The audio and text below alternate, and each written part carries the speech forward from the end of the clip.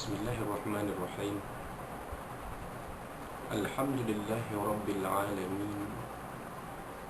Wa bihi nasta'in ala umur dunya waddin. Nastaghfiruhu wa nastahdihi wa natubu ilaihi wa natawakkalu alaihi. Wa na'udzu bihi min syururi anfusina wa min sayyiati a'malina. Man yahdihillahu fala mudilla lahu wa huwal muhtadi. وَمَنْ يُضْلِلْ فَلَنْ تَجِدَ لَهُ وَلِيًّا مُرْشِدًا وَلَا هَادِيَ لَهُ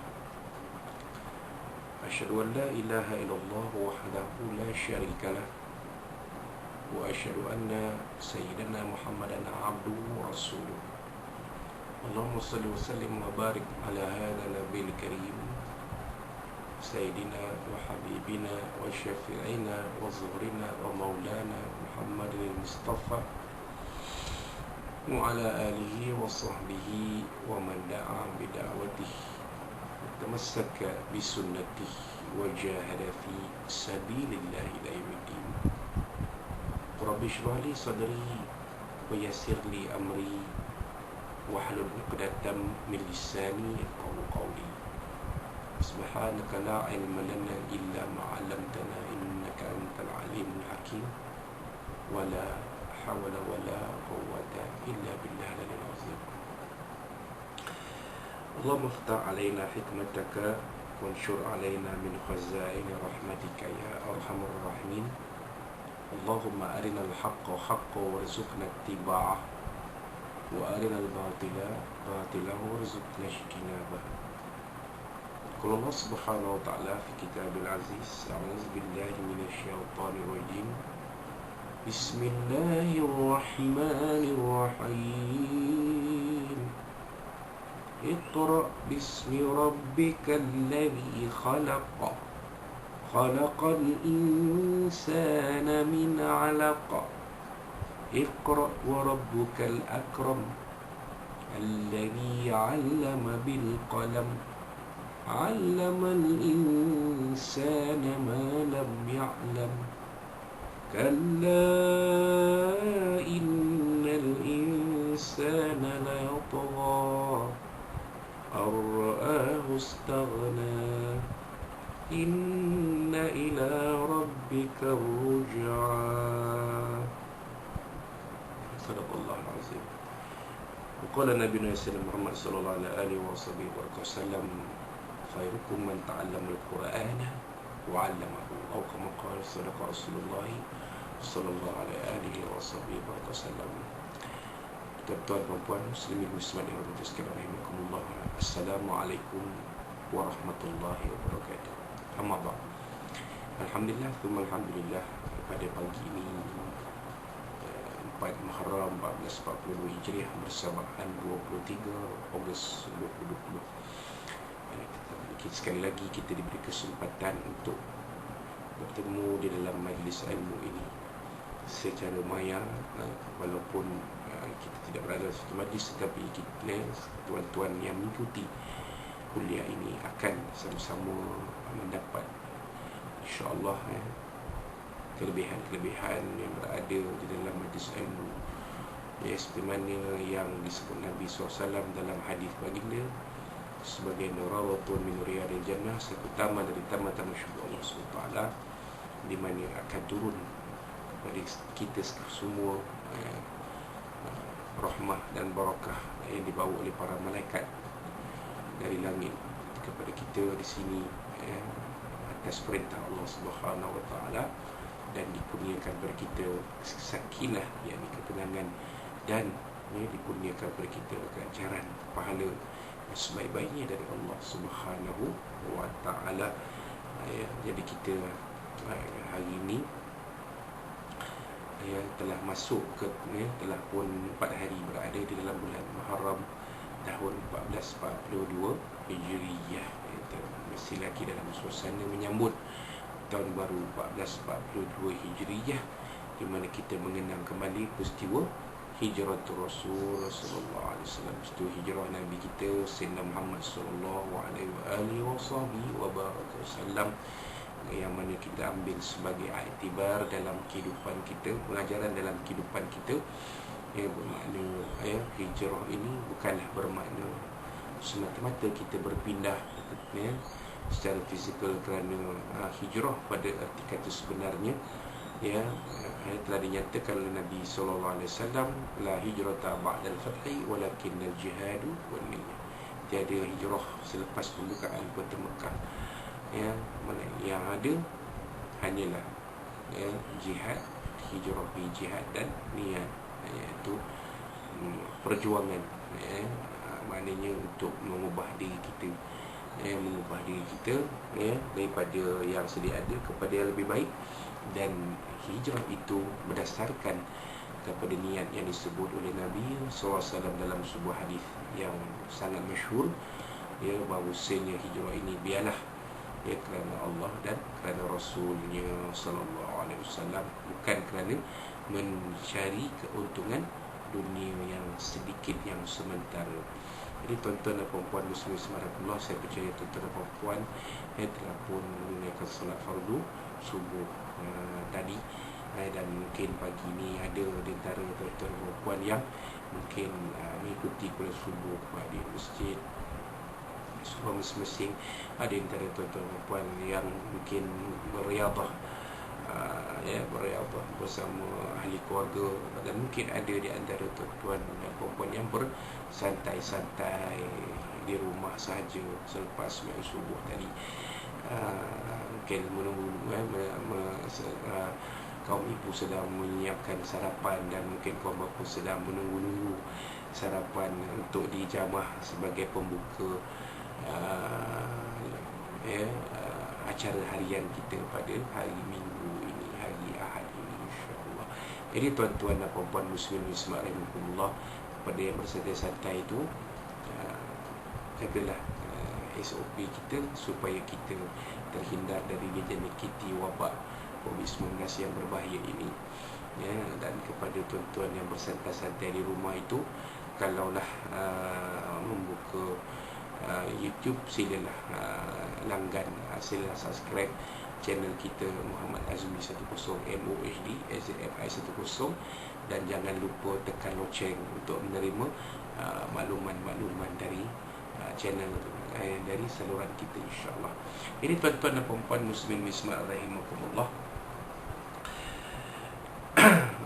Pada pagi ini kita akan teruskan dengan pengajian kitab Tafsirul Munir juzuk 30 juzuk amal, yang mana kita telah 2 bulan, sejak 2 bulan yang akhir ini kita telah masuk membincangkan surah Al-Alaq, yang dimulakan dengan muqaddimah, pengenalan surah Al-Alaq, dan kemudian diikuti dengan kupasan ilmu tajwid, ayat 1 hingga ayat 8 surah Al-Alaq ini, dan juga terjemahan harfiahnya. Maka kita teruskan dengan kita kembali kepada kitab At-Tafsirul Munir ini pada muka surat 308 ayat 1 dan 8 ini dikupas oleh penyusun kitab ini Al-Marhum Al-Syekh Dr. Wahbah Az-Zuhaili Ad-Dimashqi As-Suri, di bawah tajuknya Hikmah Kejadian Manusia dan Pengajaran tentang Membaca dan Menulis. Firman Allah SWT di dalam Al-Quran ayat 1 hingga ayat 8 surah Al-Alaq, a'udzubillahi minasyaitonir rajim, bismillahirrahmanirrahim. Iqra bismi rabbikal ladzi khalaq, khalaqal insana min 'alaq, iqra wa rabbukal akram, alladzi 'allama bil qalam, 'allamal insana ma lam ya'lam, kalla innal insana layatgha ar-ra'ahu istaghna, inna ila rabbika ruj'a. Sadaqallahu azim. Mafhumnya, bacalah ayat pertama, bacalah dengan ini menyebut nama Tuhanmu yang menciptakan. Ayat kedua, dia yang telah menciptakan manusia dari segumpal darah. Ayat ketiga, bacalah dan Tuhanmu lah yang maha pemurah. Ayat keempat, dia mengajar ini manusia dengan perantaraan pena. Yang kelima, dia mengajarkan kepada manusia apa yang tidak diketahuinya. Keenam, ketahuilah sesungguhnya manusia benar-benar melampaui batas. Ayat ketujuh, kerana dia melihat dirinya serba cukup. Dan ayat yang ke-8, sesungguhnya hanya kepada Tuhanmu lah kamu ini akan kembali. Jadi pertama-tama ini kupasan sebab turun ayat yang ke-6, itu asbabun nuzul ayat yang ke-6. Ayat yang pertama, yang kelima kita sudah tahu sebab turunnya, kerana diceritakan dalam mukadimah pada 2 bulan lepas, peristiwa yang kita semua tahu, iaitu peristiwa turunnya wahyu yang pertama kepada Nabi Muhammad SAW, Nabi kita yang kita kasihi. Maka di sini dimasukkan pula sebab turun ayat yang ke-6. Maka kita kongsi bersama-sama, tuan-tuan. Firman Allah SWT mafhumnya, ketahuilah sesungguhnya manusia benar-benar melampaui batas. Ayat ke-6 diriwayatkan oleh Imam Ahmad, Muslim, An-Nasai, Ibnu Al-Munzir dan beberapa ulama lain dari Abu Hurairah radhiyallahu anhu bahawa Abu Jahal pernah mengancam dan berkata kepada kaumnya, adakah Muhammad turut melakukan sembahyang bersama kamu? Kaumnya menjawab, ini kaum kafir Quraisy, ya. Lalu berkata Abu Jahal, demi Tuhan Al-Latta dan Al-Uzza, ini adalah tuhan-tuhan sembahan, berhala-berhala sembahan orang kafir Quraisy ketika itu, jika aku melihat Muhammad sembahyang, aku akan memijak lehernya dan aku akan melumatkan wajahnya di tanah. Di sini kita fahamlah bila berlaku peristiwa yang menimpa George Floyd di Amerika, dan juga sebelum itu rupanya ada seorang Muslim saudara kita pun, Muhammad Muhaimin, pun terkorban akibat cara yang sama. Maka kita fahamlah memijak leher ini bukanlah satu perbuatan baru, tapi ianya sudah ada sejak dulu-dulu lagi. Untuk membunuh seseorang, memang memijak leher itu adalah antara cara yang berkesan tanpa menumpahkan darah. Maka turunlah firman Allah SWT mafhumnya, ketahuilah sesungguhnya manusia benar-benar melampaui batas. Surah ayat 6 surah Al-Alaq. Tidak lama selepas itu Abu Jahal melihat Nabi bersolat, namun anehnya dia tidak datang menghampiri Rasulullah SAW. Sebaliknya ia berundur dan beredar. Maka orang ramai berkata kepadanya, mengapa kamu tidak mengajak, tidak bertindak wahai Abu Al-Hakam? Ini gelaran kepada Abu Jahal, salah satu namanya Abu Al-Hakam. Namun sebenarnya Omar bin Hisham. Nabi SAW pernah berdoa pada Allah SWT, berilah hidayah kepada salah seorang dari 2 Omar. Jadi Omar yang mendapat hidayah dari Allah SWT, diberi Allah SWT hidayah ialah Umar Ibn Khattab radhiyallahu anhu. Umar yang satu itu lagi itu Umar bin Hisham. Inilah dia Abu Jahal ataupun Abu Al-Hakam. Jawab beliau, sesungguhnya di antara aku dan Muhammad ada parit api yang amat dahsyat dan menakutkan. Jadi orang lain tak nampak kan? Allah SWT buka hijab di hadapan Abu Jahal. Abu Jahal boleh melihat benda gaib. Apa dia antara beliau dengan Nabi SAW, iaitu parit api yang dahsyat dan menakutkan. Kalau Abu Jahal rapat, memang Abu Jahal akan mati. Maksudnya terjerumus ataupun terjelus ke dalam parit api itu. Sebab itu Abu Jahal tidak berbuat apa-apa bila Nabi SAW bersolat di Masjidil Haram. Baik, terlihat kepada tafsir dan ulasan firman Allah SWT mafhumnya. Bismillahirrahmanirrahim. Iqra' bismi rabbikal ladzi khalaq. Bacalah dengan yang menyebut nama Tuhanmu yang menciptakan. Ayat pertama surah Alaq. Bacalah dengan menyebut nama Tuhanmu, atau memohon pertolongan dengan nama Tuhanmu yang telah menjadikan berbagai makhluk dan menciptakan segala-galanya. Dalam konteks ini Allah SWT menyatakan kepada kita bahawa dirinya sebagai pencipta untuk mengingatkan manusia hakikat nikmatnya yang paling utama. Maksud ayat ini ialah Allah SWT memerintahkan Nabi-Nya SAW agar menjadi seorang pembaca dengan kudrah dan iradah Allah yang menciptanya. Walaupun Muhammad sebelum ini bukan seorang yang boleh membaca dan menulis, namun Allah SWT berupaya menjadikan baginda mampu membaca. Hakikat ini membuktikan betapa agungnya Allah Subhanahu wa Ta'ala. Jadi Allah daripada kupasan penyusun kitab ini, penulis kitab ini, pengarang kitab ini, jelaslah kepada kita bahawa perintah Allah SWT kepada Nabi SAW supaya membaca itu menunjukkan betapa pentingnya sifat membaca dalam diri kita sebagai manusia. Menunjukkan bahawa nikmat membaca ini adalah nikmat yang diberi oleh Allah SWT. Tidak semua orang diberi Allah SWT nikmat membaca, apatah lagi menulis. Kalau Allah SWT memberikan kita nikmat membaca, inilah nikmat yang antara nikmat yang terbesar yang diberi oleh Allah Subhanahu wa Ta'ala kepada kita manusia. Ya. Kerana Nabi SAW sendiri sebagai seorang yang ummi. Apa dia? Ummi. Ummi bermakna tidak mampu membaca dan menulis. Kerana Nabi SAW tidak pernah belajar di sekolah, apatah lagi belajar membaca dan menulis. Maka Nabi SAW bila berada di dalam Gua Hira, macam mungkin kita bincangkan 2 bulan lalu, bila Nabi disuruh oleh Jibril membaca Iqra, Nabi terus menjawab, ma ana biqari'in, aku tak mampu membaca. Nabi tengok je lembaran ayat Al-Quran di hadapan baginda, dan Nabi tak mampu baca. Kan? Baik. Maknanya agungnya Allah SWT. Allah SWT memberi kepada kita nikmat membaca, kan? Dia telah menciptakan manusia dan dari segumpal darah. Ayat kedua surah Al-Alaq. Allah SWT telah mencipta anak-anak Adam dan dari seketul darah yang beku.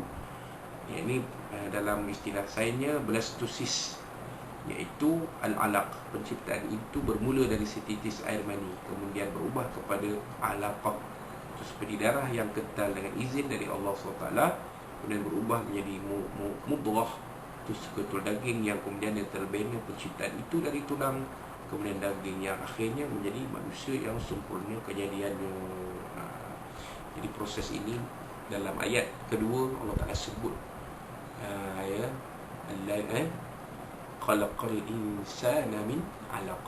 Dialah yang menciptakan manusia dari segumpal darah.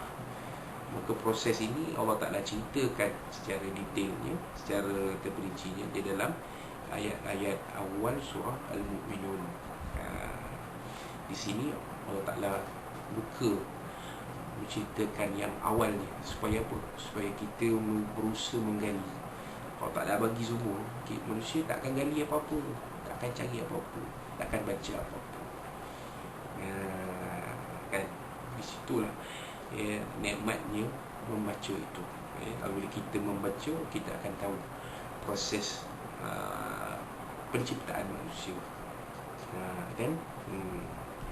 Dapat diperhatikan bahawa Allah SWT telah mendedahkan tentang penciptaan makhluk secara umum. Kemudian Allah SWT sebut tentang kejadian manusia. Ini adalah kerana kehebatan penciptaan fitrah manusia itu sendiri, atau kerana memang ayat-ayat ini ditampilkan untuk menjelaskan keadaan manusia secara khusus.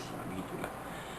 Kerana manusia ini disebut oleh Allah SWT sebagai ahsani taqwim, makhluk Allah yang paling sempurna kejadiannya. Jadi sebab itulah, dalam ayat kedua Allah Ta'ala sebut khalaqal insana min 'alaq. Dialah Allah Ta'ala yang menciptakan manusia. Kerana dalam banyak-banyak makhluk di atas, di dalam alam ini, manusia, kita manusia lah makhluk Allah yang paling baik kejadiannya, yang terbaik kejadiannya. Gitu. Allah SWT memulakan firman-Nya dengan ini nama Tuhanmu, dan tidak memulakan dengan nama Allah sebagaimana ucapan basmalah yang biasa. Ini adalah kerana perkataan Ar-Rabb sebab adalah kata nama dari sifat perbuatan Allah SWT. Adapun Allah pula adalah dari nama zat Allah SWT. Oleh kerana Allah SWT dalam konteks ini memerintahkan hamba-Nya supaya beribadah, maka sifat zat tidak menuntut mewajibkan sesuatu. Sifat yang lebih mewajarkan mewajibkan ibadah ialah sifat-sifat perbuatan, sifat al-fa'il. Justru itu menampilkan sifat al-fa'il ini lebih jitu dan sesuai untuk menyuruh kepada perkara ketaatan. Secara ringkasnya, Allah SWT tidak menggunakan lafzul jalalah dalam permulaan ayat ini, sebaliknya menggunakan perkataan Rabb, kerana dalam nafas Ar-Rabb terdapat penegasan tentang hakikat bahawa Allah SWT telah mencipta baginda dan menjaga kepentingan baginda. Maka jadi ayat ini menekankan layanan khusus kepada Nabi SAW. Ayat ini juga menekan sekali lagi bahawa tidak ada Rabb lain bagi kamu, wahai Muhammad. Jadi Allah Ta'ala gunakan Iqra bismi rabbikal ladzi. Allah Ta'ala tak gunakan Iqra bismillah. Allah Ta'ala gunakan bismi rabbikal ladzi. Rabbi. Kenapa dia gunakan Rabbi? Kerana Rabb itu adalah perbuatan, adalah nama bagi sifat perbuatan. Ini Allah SWT sebagai penguasa, pentadbir, pemilik. yang menciptakan alam ini. Maka dengan sekaligusnya menafikan adanya Tuhan-Tuhan yang lain yang mentadbir alam ini selain Allah Subhanahu wa ta'ala. Jadi penegasan ini jelas. Maka kita lihat apa yang disebut oleh almarhum Syekh penulis kitab ini, bahawa jelas kenapa Allah Ta'ala tidak menggunakan perkataan Bismillah, sedangkan kita lihat Bismillahirrahmanirrahim memang ada di dalam surah Al-Fatihah sebagai salah satu ayat dalam surah Al-Fatihah mengikut kita yang berpegang dengan fiqh mazhab Syafi'i, dan ianya ada di tiap-tiap awal surah melainkan surah At-Taubah. Tetapi dalam surah Al-Alaq ni, ayat yang pertamanya Iqra bismi rabbikal ladzi, rabbika, dengan nama Tuhan, maknanya Tuhanmu ni Rabbmu yang mentadbir alam ini, yang mencipta alam ini, yang mentadbir alam ini, memiliki alam ini, yang menguasai alam ini. Jadi sifatnya salah satu alladzi khalaqa, yang menciptakan. Maka sifat perbuatan Allah Taala ni, Allah Taala ni menciptakan segala-galanya dalam alam ini dan mentadbirnya mengikut sunnah, peraturannya ataupun sunnahnya, yang tidak akan berubah, yang tak akan mampu diubah oleh sesiapa pun di kalangan makhluk. Tak ada mana makhluk, tak ada mana manusia boleh ubah matahari terbit dari barat ataupun terbit ataupun tenggelam di timur. Tak ada manusia yang boleh buat tu. Tak ada manusia yang boleh menjadikan malam dan siang tu malam saja, siang saja, tak ada. Yang mengatur segala-gala ini adalah Allah Subhanahu wa ta'ala. Baik. Adapun ketika Allah SWT menyandarkan zatnya kepada Rasulnya dalam firman Bismi Rabbika, ini adalah bermaksud untuk menegaskan bahawa Muhammad adalah milik Allah. Segala rahmatnya akan sampai kepada hamba-Nya. Sebaliknya ketaatan seorang hamba kepada Allah SWT tidak memberi manfaat kepada Allah SWT. Apabila seorang hamba datang dengan sifat ketaatan dan memohon taubat, maka Allah SWT kaitkan dan atau nisbahkan hamba itu dengan dirinya dengan sifat ubudiyah. Allah SWT berfirman mafhumnya dia mengisrakan hamba-Nya, subhanallazi asra bi 'abdihi sallallahu alaihi wasallam. Kan? Jadi jelas apa yang ditulis oleh penyusun kitab ini. Kenapa digunakan perkataan bismi rabbikal ladzi, yang menunjukkan bahawa Allah Ta'ala itulah yang mencipta dan yang memiliki Nabi kita Sayyidina Muhammad sallallahu alaihi wasallam. Maka pengabdian kita sebagai hamba, pengabdian kita hanya kepada Allah Subhanahu wa ta'ala, tidak kepada selainnya. Jadi kalau kita tersedar daripada kesilapan kita, baliklah kita kepada Allah Subhanahu wa ta'ala, tidak kepada yang lain. Itulah dia yang dikatakan sebagai pengabdian kita kepada Allah Subhanahu wa ta'ala. Kemudian, dan ketika Allah SWT menyatakan firman-Nya allazi khalaqa, selepas dari firman-Nya yang lain rabbika, adalah dengan tujuan untuk menyatakan bahawa dia adalah Tuhan atau Ar-Rabb, dan dialah yang telah mencipta manusia, padahal manusia tidak pernah wujud sebelumnya. Mencipta dan mewujudkan manusia juga merangkum pengasuhan dan pendidikan tarbiyah. Ayat ini juga merupakan penegasan Allah SWT mengenai sifat Al-Khaliq, iaitu dia yang menjadikan alam cakrawala. Di sini Allah tampilkan satu sifat khusus yang tidak boleh dikongsi oleh mana-mana berhala. Oleh itu dia adalah hujah yang menolak dakwaan orang Arab yang mengaku dan mengiktiraf berhala-berhala sebagai Tuhan Maha Pencipta. Itulah sebabnya Allah Ta'ala guna perkataan Rabbika. Jelas kat situ apa yang disebut oleh, ditulis oleh pengarang kitab ini. Maknanya Allah SWT itu sebagai Rabb, sebagai pencipta. Maka hanya Allah Ta'ala saja yang mampu mencipta alam ini. Berhala yang disangka oleh orang-orang Arab Quraisy itu sebagai Tuhan mereka, berhala ini tidak mampu, la yadurruhum wa la yanfa'uhum, tidak boleh memberi mudarat pada mereka dan tidak boleh memberi manfaat pada mereka, hanya sekadar menjadi sembahan saja. Yang lebih malam lagi, berhala-berhala ini ada yang diperbuat daripada buah kurma. Jadi berhala bila musim kemarau, musim kekurangan makanan, akhirnya berhala kurma itu dimakan. Jadi takkanlah Tuhan dimakan oleh Tuhan yang mencipta alam ini dimakan oleh makhluk yang dicipta. Ini tak munasabah, ini tak logik. Jadi sebenarnya apa yang Allah Ta'ala sebut dalam ayat pertama surah Alaq ni menafikan dan menangkis kepercayaan orang-orang Arab Quraisy itu, bahawa ni berhala-berhala itu sebenarnya adalah sembahan-sembahan yang salah, sembahan yang batil. Sepatutnya mereka tidak, sepatutnya mereka menyembah Allah SWT yang menciptakan mereka, yang mencipta mereka, bukan mereka menyembah berhala-berhala yang mereka cipta. Gitu wallahu alam. Firman Allah SWT mafhumnya Iqra, Iqra wa rabbukal akram, bacalah dan Tuhanmu yang Maha Pemurah. Ayat 3 surah Alaq. Maksudnya amalkan segala suruhan Allah, termasuk budaya membaca. Sesungguhnya Tuhanmu yang menyuruh kamu membaca ialah Tuhan yang Maha Mulia dari segala-gala yang lain. Antara tanda kemuliaan Allah SWT ialah Dia menjadikan kamu, wahai Muhammad, mampu membaca menulis, meskipun kamu sebelum ini seorang yang ummi, yang tidak tahu membaca dan menulis. Jadi Allah Ta'ala ulang, Allah Ta'ala dalam ayat ni, ayat ketiga, Allah Ta'ala sebut balik Iqra. Iqra ni, membaca ni adalah suruhan Allah yang mulia, terutamanya kepada Nabi Muhammad SAW. Kerana Nabi SAW adalah seorang yang ummi, tak mampu baca dan tak menulis. Maka Allah Ta'ala perintahkan Nabi membaca. Tak erti baca, pergi belajar baca.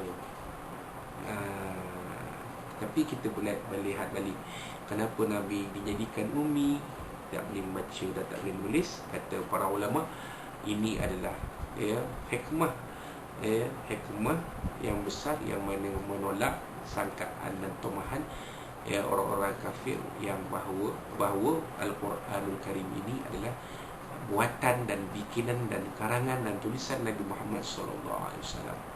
Jadi kalau Nabi boleh membaca menulis, turun pula Al-Quran, maka mereka mudah saja menuduh Nabi membikin ataupun membuat Al-Quran, menulis mengarang Al-Quran. Jadi bila Nabi bersifat ummi, bila Al-Quran turun, Al-Quran dengan segala kehebatan-kehebatannya, maka jelaslah Al-Quranul Karim ini wahyu dari Allah SWT, bukan bikinan manusia. Allah SWT mengulangi perkataan Iqra dengan tujuan untuk menekankan kesungguhan arahan membaca.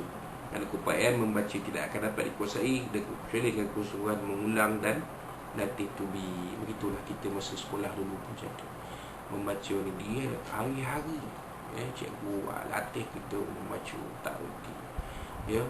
Mula-mula membaca, tangan mengikut ayat-ayat yang ada di atas buku. Bila kita dah mahir, tak perlu lagi kita membaca dengan melurutkan jari di atas ayat-ayat yang ada di atas lembaran buku tu, kan? Mata kita yang membaca mengikut apa yang kita baca, kan? Itu kemahiran-kemahiran yang sebenarnya hanya kita akan dapat apabila dilatih oleh guru kita di sekolah, kan? Daripada kita tak boleh baca sampai kita boleh membaca, kan? Allah SWT firman Allah SWT mafhum, dan Tuhanmu lah yang Maha Pemurah, wa rabbukal akram, adalah bertujuan untuk menghapuskan halangan dan alasan yang ditampilkan oleh Rasulullah SAW, iaitu ketika Jibril menyuruhnya membaca, di mana baginda menjawab, saya tidak tahu membaca. Ini dia, nak hapuskan halangan sesuatu, halangan Nabi SAW itu, maka Allah Ta'ala turunkan ayat ketiga, Iqra wa rabbukal akram, bacalah dan nama Tuhan dan Tuhanmu lah yang Maha Pemurah. Kerana Allah SWT lah yang boleh menjadikan kita membaca, mampu membaca, itu dia. Beberapa pandangan lain tentang perintah Iqra ialah perintah Iqra yang pertama bermaksud supaya direalisasikan pembacaan, manakala perintah Iqra kedua pula bermaksud mohonlah pertolongan, yang ini untuk kudrah membaca dengan nama Tuhanmu. Betul lah pandangan ni, sebab keupayaan baca itu sebenarnya datang dari Allah Subhanahu wa Ta'ala. Wallahu a'lam. Kemudian dalam ayat seterusnya Allah SWT menghubung kaitkan membaca dan dengan menulis. Firman Allah SWT mafhumnya, Allamal insana um, Allazi 'allama Allazi 'allama bil qalam. Yang mengajar banyak manusia dengan perantaraan qalam. Allamal insana Allazi 'allama bil qalam. Maksudnya Allah SWT yang mengajar manusia menulis dengan pena. Amalan anda menulis dengan pena adalah satu nikmat yang besar dari Allah Subhanahu wa taala. Penulisan memang merupakan wasilah atau perantara yang penting dalam berkomunikasi antara sesama manusia. Jika tidak akan tulisan, niscaya akan hilanglah segala ilmu, tidak akan kekal pengaruh agama Islam, tidak sempurna kehidupan, tidak akan kekal, tidak akan tegus suatu peraturan. Yang penulisan ini sama penting dengan membaca. Membaca kita mengambil ilmu dari sesuatu di atas buku. Menulis juga penting, kerana dengan menulis kita mencatat sesuatu yang kita tahu. Sebab itulah tuan-tuan dan puan-puan, bila kuliah, bila kita dah dalam kuliah, disyorkan tuan-tuan membuat catatan.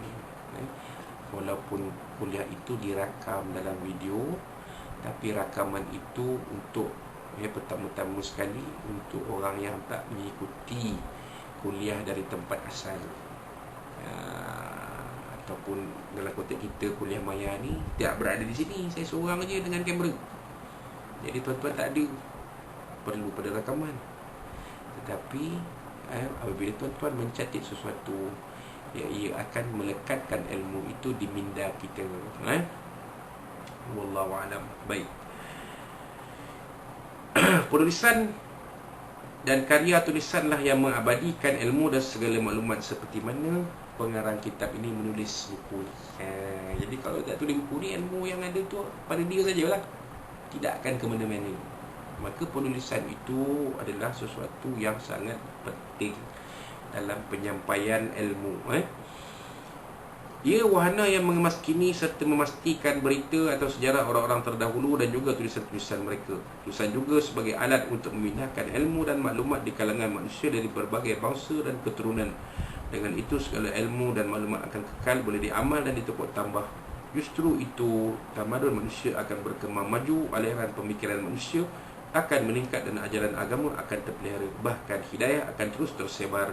Dalam sejarah terdapat pesanan para leluhur yang bermaksud abadikanlah ilmu dengan penulisan. Itu kalau dilihat sejak zaman purba, apabila bermulanya, bukan bermula tanpa manusia lagi, manusia duduk dalam gua pun manusia dah menulis lah. Tapi waktu tu manusia menulis dengan melakar objek-objek. Kalau kita ingat kan di gua tu, objek binatang, objek manusia. Kemudian bila berkembang manusia, membina tamadun, manusia membentuk cara tulisan mengikut bangsa masing-masing. Kalau bangsa Jepun tulisannya begini, bangsa Korea tulisannya begini, bangsa Arab tulisannya begini, bangsa Melayu kita pun ada tulisan juga. Satu ketika dahulu yang dinamakan sebagai tulisan rencong. Ada catatan. Bila catatan tu ada, kita tahu tulisan. Bila catatan pun kita tahu. Satu ketika dahulu bangsa Melayu menggunakan tulisan rencong sebagai cara untuk menyampaikan ilmu, mengekal, mencatat ilmu dan mengekal, menyampaikan ilmu, menyampaikan sesuatu. Apabila bangsa Melayu, orang-orang Melayu, umat Melayu memeluk agama Islam, maka kita orang Melayu menggunakan tulisan Arab. Kan tulisan Arab itu adalah tulisan yang di dalamnya yang digunakan untuk menyampaikan ajaran agama Islam. Kan? Maka tulisan Arab itu diubah suai sedikit. Itulah asal usulnya tulisan Jawi. Diubah suai sedikit, maksudnya diwujudkan beberapa huruf yang sesuai dengan sebutan orang Melayu. Contohnya huruf Ca, huruf Nga, huruf Ga, huruf Nya, huruf Pa, huruf Nya, dan yang terbaru huruf Ba. Kan? Jadilah tulisan Jawi. Yang Jawi ini kita perlu kekalkan. perkekalkan dan pertahankan. Ya tuan-tuan ya, itulah sekarang ni dijadikan hari Jumaat itu sebagai hari Jawi. Jadi kita gunakan pada diri saya daripada tuan-tuan, kita gunakanlah tulisan Jawi sekurang-kurangnya pada hari Jumaat. Wallahu a'lam. Baik. Dan antara itu dakwah Islam dalam peringkat permulaan yang menyuruh dan mendorong umat supaya membaca dan menulis, bahawa ia adalah tanda-tanda rahmat Allah SWT terhadap manusia. Mukjizat Nabi Muhammad SAW yang kekal abadi adalah Al-Quran dalam bentuk kitab yang tertulis dan dibaca. Wahal baginda adalah seorang Arab yang ummi. Namun begitu Nabi Muhammad SAW telah berjaya membawa umatnya dari zaman kegelapan jahiliah kepada zaman cahaya dan ilmu pengetahuan. Kerana dengan adanya sifat membaca dan menulis yang diperintahkan Allah SWT kepada kita, maka kita Islam ini terpelihara, Al-Quranul Karim terpelihara sampai hari ini, ilmu agama kita terpelihara sampai hari ini. Dan bila kita amalkan sampai hari ini, kerana banyaknya kitab-kitab yang ditulis oleh ulama-ulama semenjak daripada zaman salafus salih sampai ke hari ini. Itulah besarnya peranan pembacaan dan penulisan. Maka Allah SWT berfirman, mafhumnya dialah yang mengangkat manusia, ya, wallazi ba'atha fil ummiyina rasulan minhum yatlu alaihim ayatihi wa yuzakkihim wa ya'limuhumul kitab wal hikmah wa in kanu min qablu lafi dhalalin mubin. Surah Al-Azim. Mafhumnya dialah yang mengangkat seorang ummi, jadi rasul dari kalangan kaumnya yang buta huruf. Orang Arab Quraisy ketika itu ramai yang buta huruf. Orang yang boleh membaca menulis seperti Waraqah Ibnu Naufal adalah manusia yang menjadi rujukan pada waktu itu.